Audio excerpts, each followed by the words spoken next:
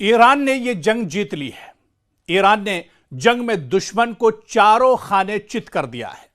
जंग में दुश्मन अब छुपने की कोशिश कर रहा है। अमेरिका और इजराइल जंग से भागने की तैयारी कर रहे हैं, पर दुश्मन को अब भागने का रास्ता भी नहीं मिल रहा है।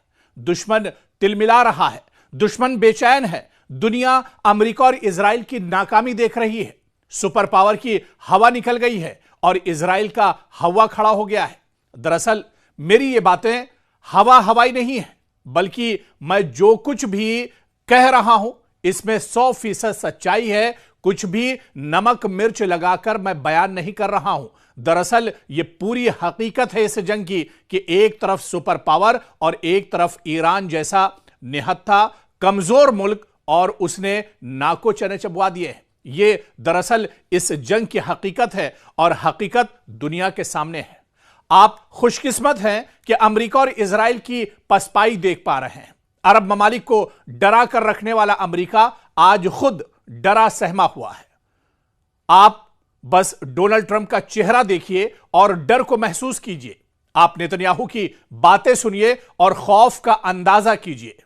दरअसल अब ऊंट पहाड़ के नीचे आया है और इसे ही कहते हैं कि 100 सुनार की एक लोहार की। अमेरिका इजराइल की सिट्टी पिट्टी गुल हो गई है इस जंग में। दोनों नाको चने चबाने पर मजबूर हैं। दरअसल अब ईरान इस जंग में शेर नहीं बल्कि सवा शेर नजर आ रहा है और ईरान ने हर सतह पर अमेरिका और इजराइल की बखिया उधेड़ दी है। वक्त ने एक अजीब मंजर को दिखाना शुरू कर दिया है।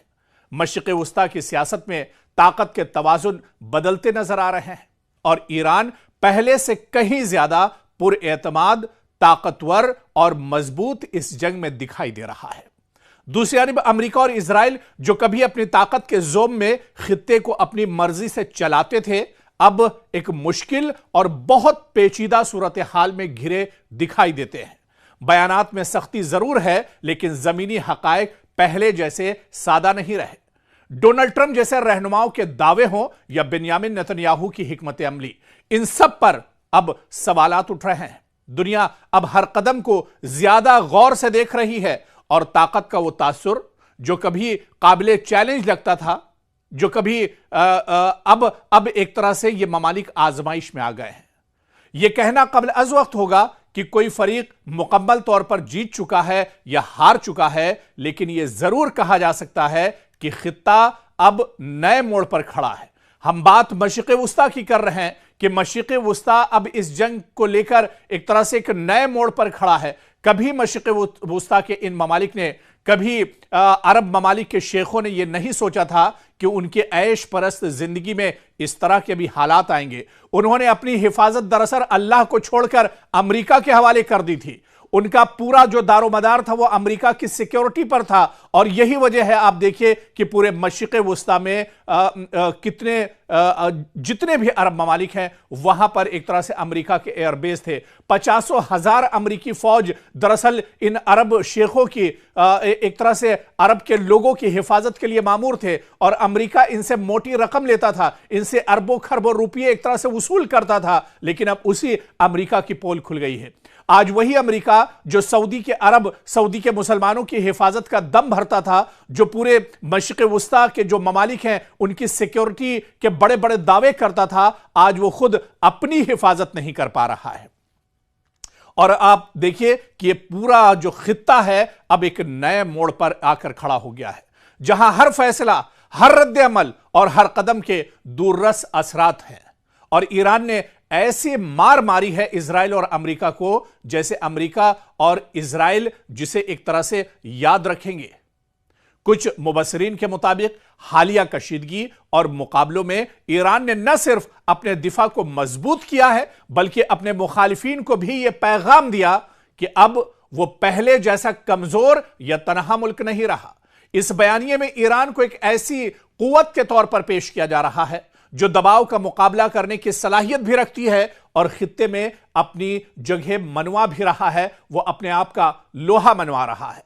और दूसरी तरफ आप देखिए सिक्के का जो दूसरा पहलू है कि अमेरिका और इजराइल जो तवील अरसे से खित्ते में अपनी बरतरी कायम किए हुए थे, अरब ममालिक पर इनकी दादागिरी चलती थी और अब एक पेचीदा और बहुत ज्यादा पेचीदा और गैर यकीनी सूरत हाल का सामना करते नजर आ रहे हैं इजराइल और अमेरिका।